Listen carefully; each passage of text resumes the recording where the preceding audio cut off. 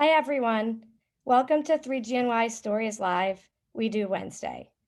On behalf of 3GNY's board, I'd like to wish you a happy new year filled with good health, happiness, and prosperity. We are still processing today's events, and we thank you for taking a break from this eventful news day to be with us. Now more than ever, we need to stand together for democracy. I'm Gail Peck, a 3GNY board member and grandchild of 2 Holocaust survivors. I'm thrilled to be here for our 12th WEDU Wednesday and our first event of 2021. Tonight we'll be featuring guest speaker Jenna Polivy, who has a fascinating story to share. We welcome all of you who are tuning in for the first time, as well as those of you who regularly participate in our programs. We are grateful for our community.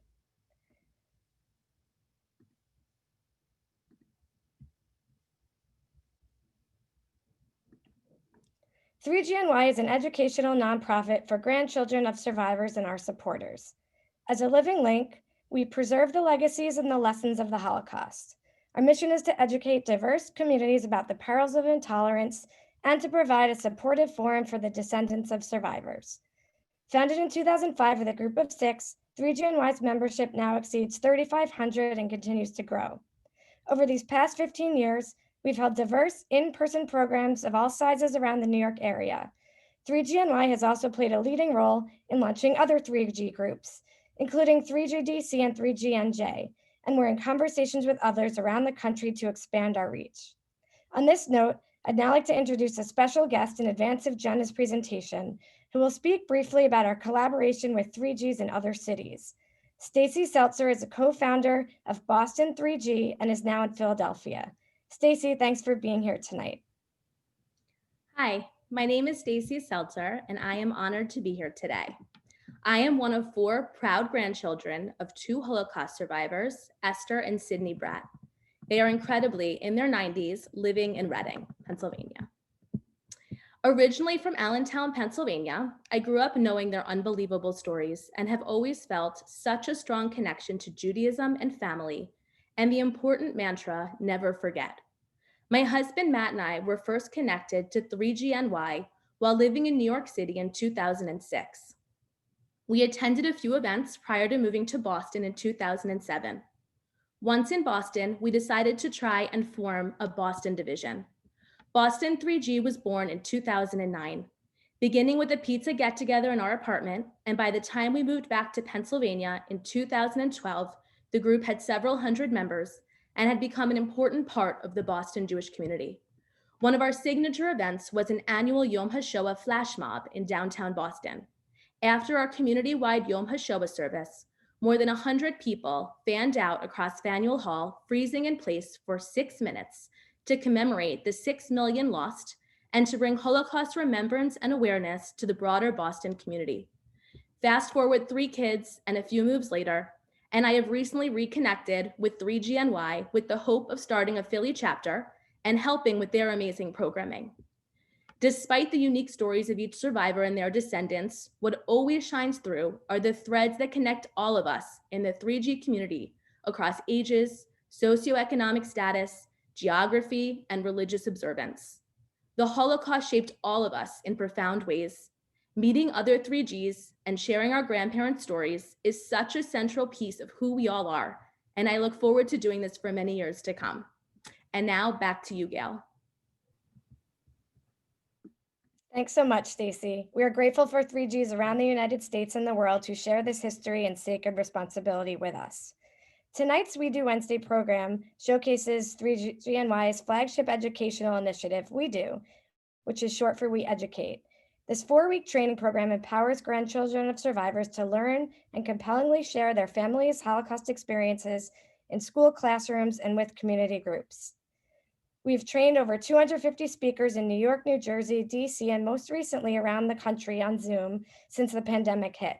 In 2020 alone, we've trained 62 grandchildren, more speakers than any other year. Also this year, in 2020, between speaking in schools, live programs, and our YouTube channel, more than 10,000 people have heard our stories. And in total, throughout WEDU's existence, more than 25,000 students have been impacted. Thank you again for helping us honor the memories of our grandparents and ensuring that never again is more than just an empty phrase. I'm so excited to have Jenna Polivy here tonight. She went through the WEDU training program, and she's excited to share her family's story with all of you. Jenna became a 3GNY speaker in 2016 to share the lessons she learned from her grandparents about resilience, perspective, the importance of family, and the significance of small acts of kindness. Jenna lives in Manhattan with her husband, who is also a 3G. She has a BA from Hamilton College and a JD from the Benjamin and Cardozo School of Law. She is currently a business development manager at a large law firm in Manhattan. Jenna, take it away. Thank you, Gail. I'd like to thank 3GNY for inviting me to speak a bit this evening about my grandmother. And here we go. So I'd like to speak to you a little bit tonight about my grandmother, Danke Kornreich Brandel, who I called Grandma Dina, and her experiences during and after the Holocaust. When I was growing up, my Grandma Dina and Grandpa Ellie lived in Queens, New York.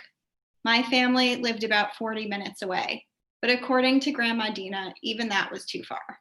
She always wanted her family nearby, as close to her as possible. When my brother and I were in elementary school, Grandma Dina and my Grandpa Ellie visited us every Tuesday and Thursday. They would be at our house when my brother and I got home from school, and Grandma Dina would make us a snack and play with us or watch us while we played with our friends. Everyone in the neighborhood knew and loved Grandma Dina. Of course, as I got older, sometimes I'd find Grandma a little annoying. She would make me stand still for what felt like ages while she trimmed my bangs or measured me for a dress she was sewing for me. I had no idea how lucky I was to have so much custom-made clothing from a talented seamstress. I always knew that my grandma and grandpa were not from the United States. Grandma Dina sang us lullabies in Polish and Dutch, and Grandpa loved soccer. Something else that made Grandma Dina different was she had the number 2779 tattooed on her arm. My brother and I asked her about it. It wasn't that we felt shocked by it since we were so accustomed to seeing it, but we were curious. And Grandma would just say that bad people did that to her during the war. Though she was reluctant to talk about the war, Grandma Dina often talked about her life before the war. She loved to talk about the small town where she grew up, which was called Tillage. Tillage was very close to the border between Poland and what was then Czechoslovakia in the Carpathian Mountains. Today, according to Google, it's just about a 20-minute drive from Tillage to the city of Bardejov in Slovakia. Grandma would tell us that Tillage had 500 Polish Catholic and Greek Orthodox families and only 25 Jewish families, including hers. Tillage was mostly farms with a marketplace in the town square. The photo on the bottom left marks the site of Grandma's family's house and farm, which was down the hill from the marketplace, about a block from the synagogue and a river. The Kornreich family had been in the area for generations. After the war, as you can see here, their house was no longer standing. It was a tight-knit community. Contrary to life in other towns before the war, Grandma always talked about how well everyone got along in her town, no matter their religion. Grandma would go to her Catholic friend's house at Christmas to help decorate the tree, and her Catholic friends helped the Kornreich family decorate for the Jewish holiday of Sukkot. In Tillage, public school classes were taught by both a lay teacher and a nun, but to hear Grandma tell it, that didn't matter at all. Both teachers adored Grandma and often loaned her books. It actually sounded like she was a bit of a teacher's pet. The photo on the bottom right is Grandma Dina's third grade class. It's a little hard to see her, but she's under the red X. Next to her is her cousin, who also lived in Tillage, and in the back you can see the two teachers. The photo of the storefronts, which I found online recently, shows former Jewish storefronts in the Tillage town square. This is just a more recent photo I found online of Tillage, shows how it's centered in the mountains. It's actually a really well-known ski destination in Poland in the winter. Although she had close friends growing up, Grandma Dina's life really centered around her family. She absolutely adored her parents, her warm and devoted mother, Sarah, and her loving but strict father, Chaim. As the youngest of 4 Cornish girls, most of Grandma's stories featured her sisters.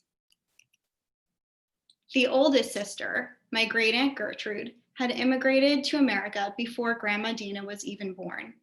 They didn't meet until Grandma came to America at the age of 30.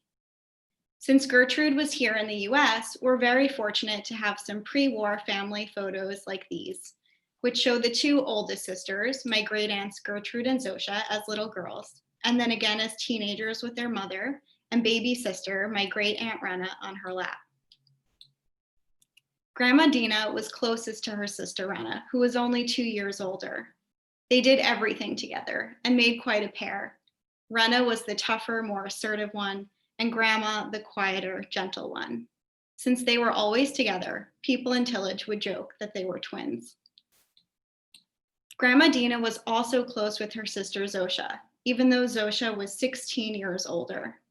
Grandma told me about Zosha's wedding and how she put flowers in her hair and performed a dance with her cousins. She even remembered a few steps and showed me how it went while she was folding laundry with me one afternoon after school. Zosha and her husband lived in a small extension of the family's farmhouse, so the family all lived together. Zosha was a trained seamstress, and she taught Grandma Dina how to sew. Zosha's husband, Nathan, would take Dina, his young niece, on long walks. Zosha and Nathan also had 2 children of their own, a boy named Herschel and a girl named Esther.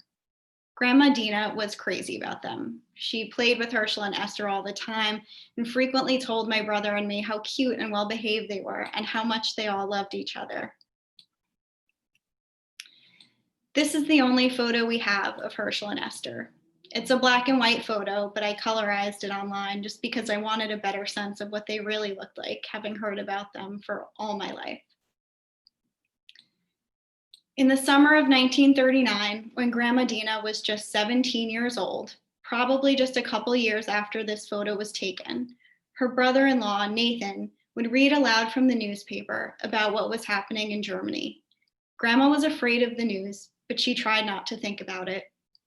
In August of 39, Polish soldiers began passing through Tillage.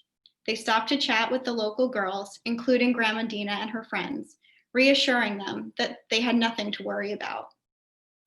Shortly thereafter, Zosha's husband Nathan was drafted into the Polish army. The whole family sadly went to see him off.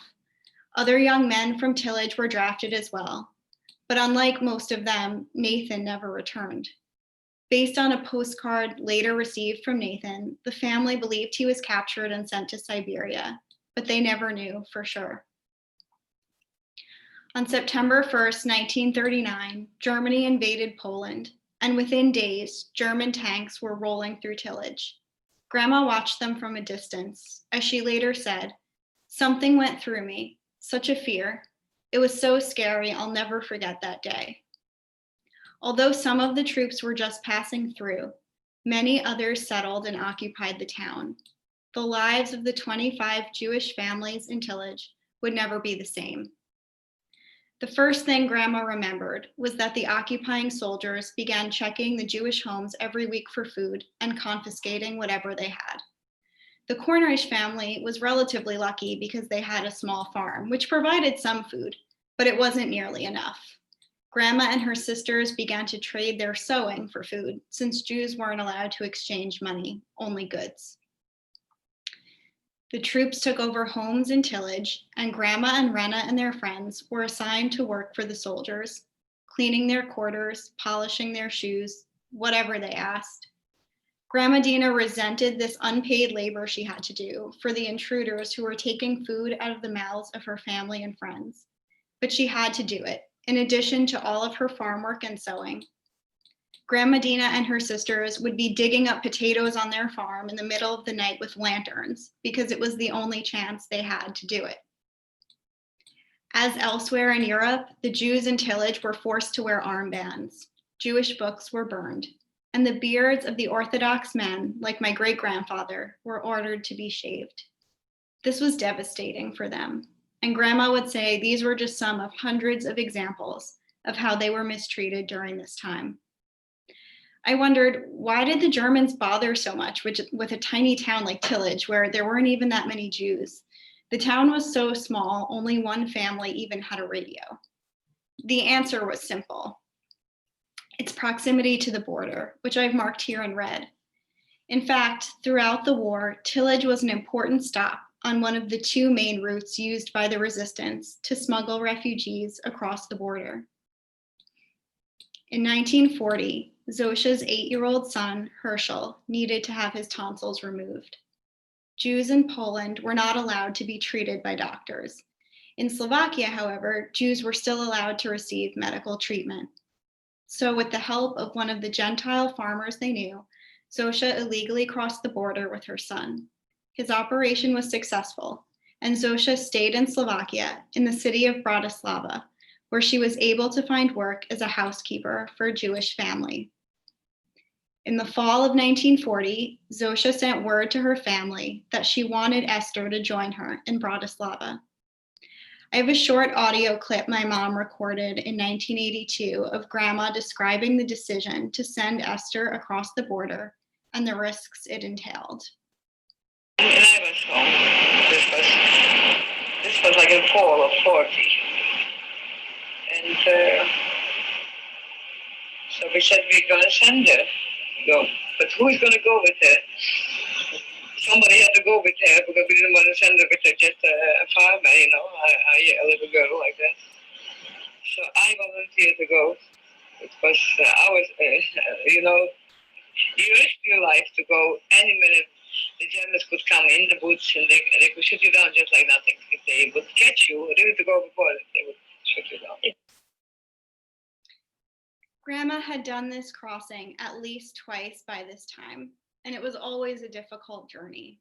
A few hours walk through the woods, up the mountains, crossing streams at night, completely in the dark and silently, so as not to be picked up by the guards or their dogs. As Grandma said, if they were spotted, they would have been shot on sight without a second thought. The journey was all the more stressful with a 6-year-old in tow, but Grandma Dina held Esther's hand, and Esther, who Grandma described as very smart and well-behaved, stayed quiet. Their guide got them over the border to a friend's home, and then they were on their own to figure out how to get to the city of Bardejov to find their uncle. The next morning, Grandma Dina and Esther walked a few hours, huddled together in the cold, before they managed to get a ride from a farmer with a horse-drawn wagon. Grandma asked for the ride in Russian so as not to give away that she was Polish and in the country illegally.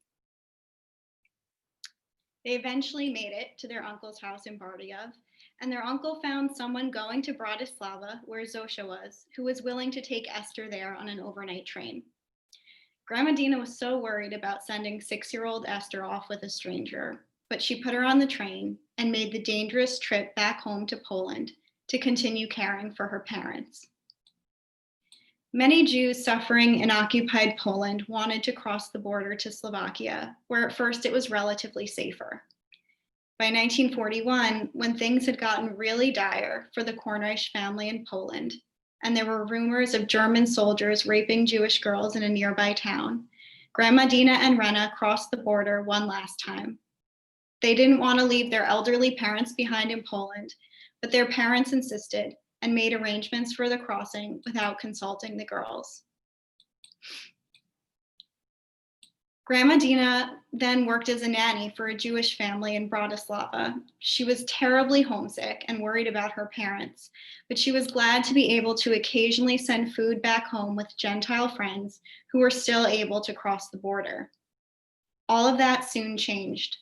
The border closed, her parents were moved to an unknown location, and Slovakia became the first country to deport Jews to concentration camps, starting with young women. In March 1942, Slovakia began to deport young, unmarried Jewish women to concentration camps in Poland. Grandma's sister Rena was on the very first mass registered transport of Jews to Auschwitz, and Grandma Dina was on the second. Here's Grandma's name on the list of Jewish girls deported from Bratislava on March 27, 1942, which I found online through Yad Vashem. Rena spotted Grandma Dina when she arrived at Auschwitz, and they managed to survive together for more than 3 miserable years. Most of what I know about Grandma Dina's experience in Auschwitz comes from a book that her sister Rena later wrote. Like many survivors, Grandma Dina didn't like to talk about the camps much herself. The book describes in granular detail what day-to-day life was like for 2 young girls who arrived on the first and second mass registered transports of Jews to Auschwitz and survived until the end of the war. As you can see here, Grandma had her number from Auschwitz 2779 tattooed on her arm. She never had it removed, but she was embarrassed by it, and she often tried to cover it up with sleeves or makeup. One of the reasons, many reasons she hated her tattoo was, as you can see, there were 2 lines instead of just one. And this is because the prisoner who was tattooing her started to write the wrong number. It didn't match the number on her uniform. Knowing her sister could be killed if the number on her arm didn't match the number on her uniform, Rena pointed out that it was wrong and needed to be fixed. So the prisoner just crossed it out and started over above. I couldn't possibly do the story of Grandma Dina's time in Auschwitz justice in a few short minutes, but I will share a brief story that Grandma Dina would sometimes tell that I think will give you a sense of the courage, wit, devotion to one another, and of course, good fortune that enabled the 2 sisters to survive for more than 3 years in the most horrific conditions imaginable. When Grandma Dina and Rena had been in Auschwitz-Birkenau for about 1.5 years, Joseph Mengele arrived. He's now known for his brutal experiments on prisoners. One morning, Mengele selected a group of girls from roll call, and Rena and Grandma Dina ended up in that group. They hoped they were being chosen for inside work instead of the outdoor hard labor they had been doing for 1.5 years, especially as another winter was approaching. After a brief quarantine, they were marched out and given new uniforms without their numbers on them. And this was the first bad sign. After they changed into these new uniforms, the old uniforms that did have their numbers on them were discarded in a pile.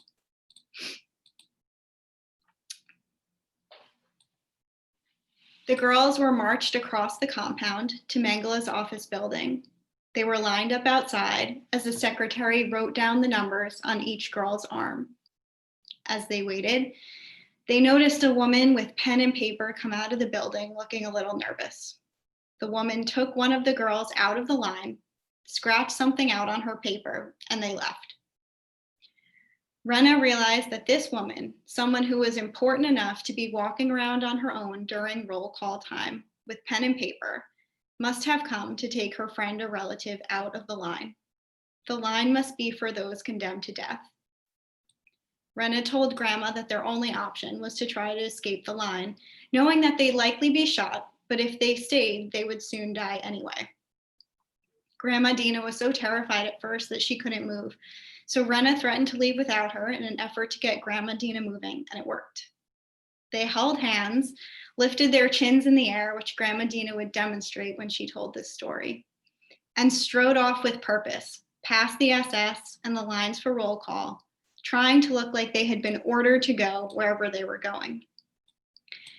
They had to dig through the pile of old uniforms to find their own, with their numbers, 1716 and 2779 on them. They changed back into these uniforms and snuck into a line at the back of roll call. A few weeks later, Rena heard that the Mengele line was for sterilization and shock treatments. The girls in line had been subjected to truly grotesque experimentation. In January 1945, after nearly 3 years in Auschwitz-Birkenau, Grandma Dina and Rena suffered through a death march to 2 other camps. Those were in Germany, Ravensbrück and then Neustadt-Glewe, from which they were finally liberated on May 2nd, 1945. They were 22 and 24 years old. Grandma Dina and Rena did not want to return to Poland because by this time they knew their family was gone. They decided to go to the American side, where a US Army major brought them to the occupied German city of Ludwigslust to stay in a mansion that had been abandoned by its German owners. The housekeeper was still at the mansion, and she was ordered to take care of the sisters and their friend, which she did for several days. During her stay, Grandma became ill as a result of her reintroduction to real food. The German housekeeper helped Grandma when she was ill. Grandma spoke of how, unlike some other survivors after liberation, she just couldn't be vicious or rough toward the Germans. And in describing this German housekeeper who helped her, she said, "There are always exceptions." This was a recurring theme with both my grandparents and my Aunt Rena. It was very important to them that we not generalize. Grandma Dina and Rena always took care to acknowledge the Poles and Germans who helped them before, during, and after the war in ways both big and small. After a brief stint in a DP camp, Grandma Dina and Rena were sent to Holland and then to the Dutch Red Cross, where they were given jobs helping Dutch survivors return home. This is a photo of Grandma Dina and Rena and friends of theirs in Amsterdam shortly after the war. It's a little hard to see here, but they all have their numbers from Auschwitz tattooed on their forearms. One day in Amsterdam, where they were living, Grandma Dina and Rena recognized a woman who had been imprisoned with them in Auschwitz, Deborah Brandel. They became friends. Deborah's younger brother, Elias, had also survived. He escaped from a Dutch labor camp in 1942 and spent the rest of the war in Amsterdam, out in the open, with his Aryan looks, false papers, quick thinking and incredible instincts, and of course, great luck. He met my Grandma Dina when she brought his sister Deborah a cake for her birthday and said he knew right away he was going to marry her. They were married a few years later in Amsterdam on July 4th, 1948. The photo at the bottom right shows Grandma Dina and Grandpa Eli with Deborah on their wedding day. 4 years later, in 1952, Grandma Dina and Grandpa Eli came to the United States. Grandma Dina met her eldest sister, Gertrude, for the very first time, and Grandma and Grandpa soon had 2 children, my Uncle Norman and my mom, Sarah. Rena and her family came to the US shortly thereafter, and the surviving Cornreich sisters celebrated many milestones together over the years with the families they had built. Of course, they weren't able to simply put their past behind them. Years later, when Grandma Dina suffered from advanced Alzheimer's disease, she still cried over losing her niece and nephew, Herschel and Esther. But the resilience my grandparents demonstrated in rebuilding their lives and families, loving, tight-knit families who still talk about their beloved grandparents all the time, is the part of the story that I most like to share. After all the darkness she experienced and all that never really went away, Grandma Dina found the light in her life, and it was her family. And so I just like to end with my Grandma Dina, the way she looks in most of my memories of her. She is surrounded by children and her family with her glowing smile and infectious laugh. She was an absolute testament to the strength of the human spirit in a tiny 5-foot frame. And so once again, I'm just very grateful for this opportunity to share Grandma Dina's story, and I'm happy to answer any questions that you might have. Thanks.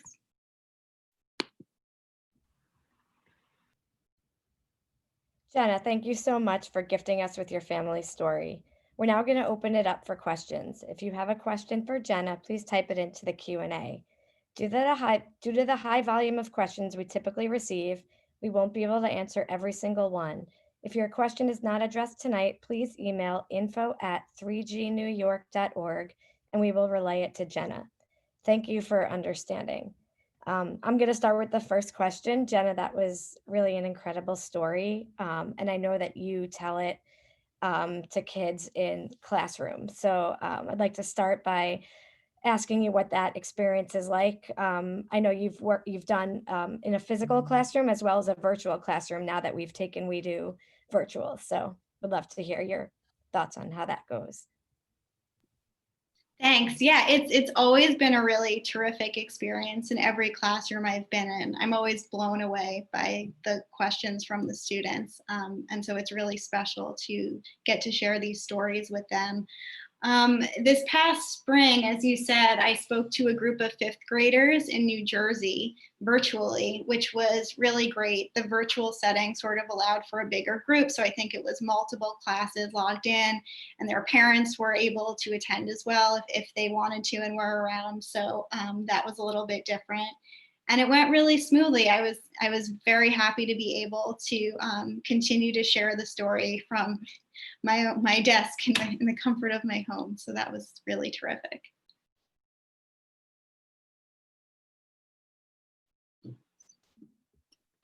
How do you think intergenerational trauma has affected you?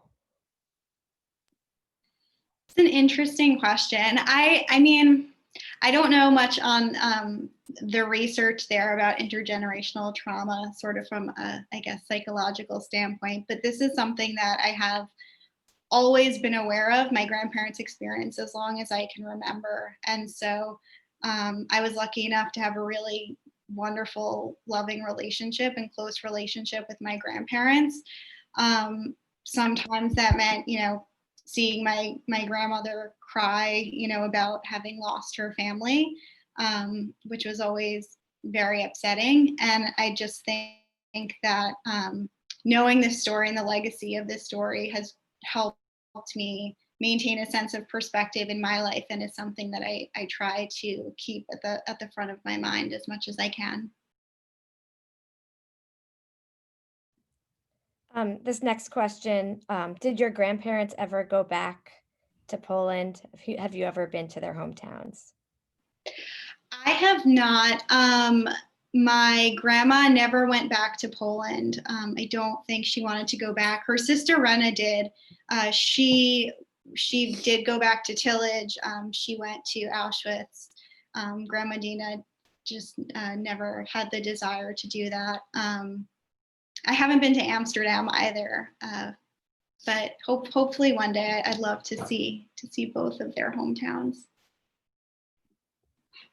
Jenna, after the war, when your grandmother and her sister were assisting survivors in Amsterdam with locating surviving relatives, did your grandmother and her sister end up meeting Otto Frank? When Otto Frank arrived back in Amsterdam after the war, he tried for a while to find out if his family had survived.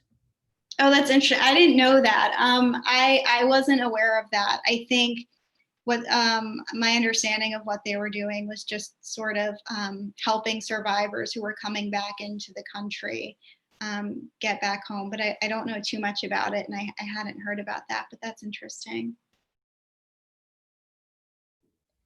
How old were you when you started to take an interest in learning more about the story and telling the story?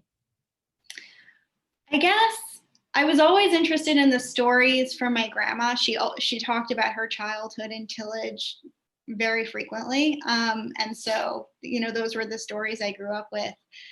Sharing them with others, I guess I had become aware of 3GNY in college. I think it was just getting started. And so it was kind of on my radar for a few years when they started doing the trainings. And I just thought, it was something, a really important thing that I could do would be to share it with students here in New York. Did your grandmother and her sister ever find out what happened to the relatives who stayed in Poland and Slovakia? No, not for sure. Their parents had been moved within Poland. Actually, when Dina and Rena were still with their parents at one point, it became illegal for Jews to live so close to the border, so they were moved to another town. And it was from that town that Rena and Dina crossed back to Slovakia for the last time. So that was the last time they saw their parents. They'd heard that from that town, their parents were, and everybody else from from Tillage had been moved to a ghetto. The rest is sort of rumors. I think they'd heard they were from somebody who had been there and then escaped, that they were probably gassed in vans or shot into a pit or brought to Auschwitz. They never really knew for sure. her sister was living outside of Bratislava with her 2 children. The last time Grandma Dina saw her, I believe, was January 1942. She was visiting her, and was never sure what happened. Her hope was always that somehow the children had been hidden and saved, but she was never able to find out any information about that. And she believed that if her sister Zosha had survived, she would have contacted their other sister who was here in America, and that never happened. So they believe she was murdered as well. I have a comment from Rivanna Hyman. She says, beautifully done, Jenna. So very proud of you and privileged to have met your grandparents when you were in my class at Mandalay. Your grandmother would be extremely proud of the kind, caring person that you have become. That's so nice. Thank you. And here's a question about back to speaking in schools and what sort of questions do children ask you? Mm-hmm. It varies. Sometimes, and this is always great to remember, sometimes it's something as simple as what is a cattle car, right? The story I tell is sometimes a little different depending on the age group of the students. So like I've mentioned, the transport, and a lot of students want to know what happened to the children. It's been really interesting and to see students of different ages, but they do seem to connect with the story and the individuals in the family and want to know what happened to them, I think is most frequent. Was the American sister aware of what was happening to her Polish family? And if yes, when was she told about this? That's a good question. I'm not sure about that. I believe they were in contact generally. So my guess is that she would have known, but I'm actually not sure about that.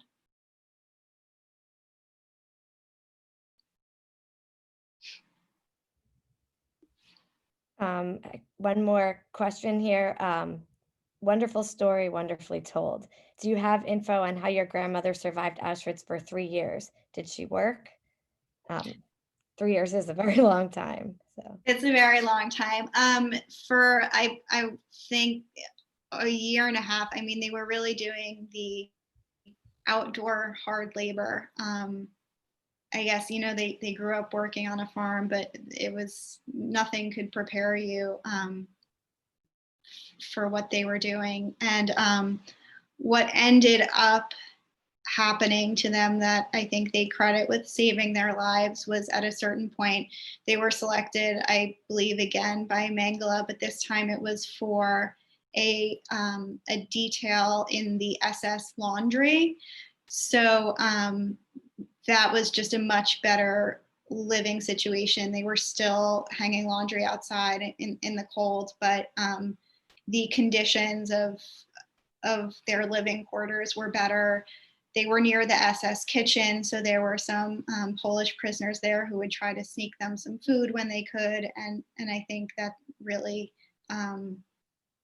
is what saved them in the end, was that detail.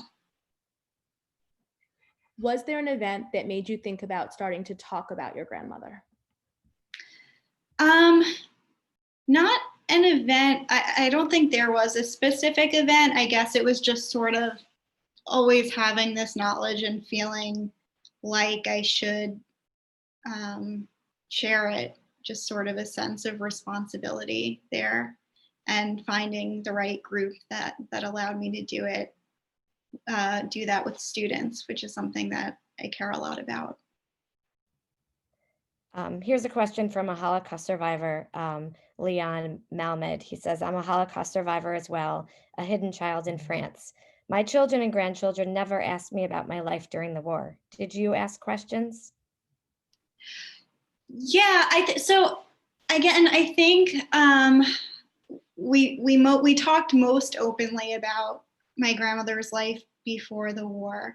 She didn't like to talk much about her experience in the camps. I mean, she told that Mengele story, but we didn't it was so hard, we didn't talk about it a lot. We spoke to my grandfather a lot more.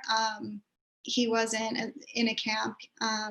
He had a lot of really sort of close calls in Amsterdam. And so there were sort of the stories that he would tell, and we would kind of ask him to tell those, and we knew those well, but that was mostly the extent of it. So I think we're going to wrap up the Q&A here. Thank you so much, Jenna, for speaking tonight and for sharing your grandmother's story. Stacy, thank you so much for being part of our program. And thanks again to every one of you who came and joined us tonight. We're glad you took the time to hear Jenna speak words that must never be forgotten. We know there's a lot going on in the world right now, so thank you again for spending it with us tonight. If you haven't yet checked out our past programs, we have a YouTube channel. If you have any connections to educators who may want our speakers like Jenna to present to their classes, please be in touch with us. We have a large speakers bureau of grandchildren prepared and ready to present, just like you've seen tonight. We hope to see you again soon. We have some great virtual events coming up, including more WEDU Wednesdays. We have one on January 20th featuring Allison Berg, who will share her grandmother's story from a matzah factory to a Nazi airplane factory.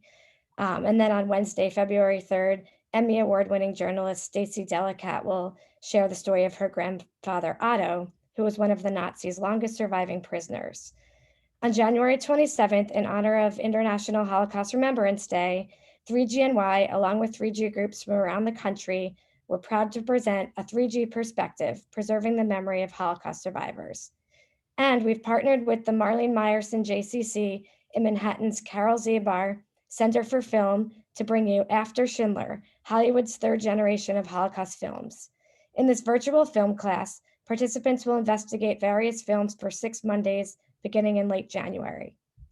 We'll be sending an email tomorrow with details and registration links for these events, as well as a recording of tonight's program. Thanks again for coming. We're hopeful that 2021 will be a good year, and we're grateful as always for your support. Thanks again.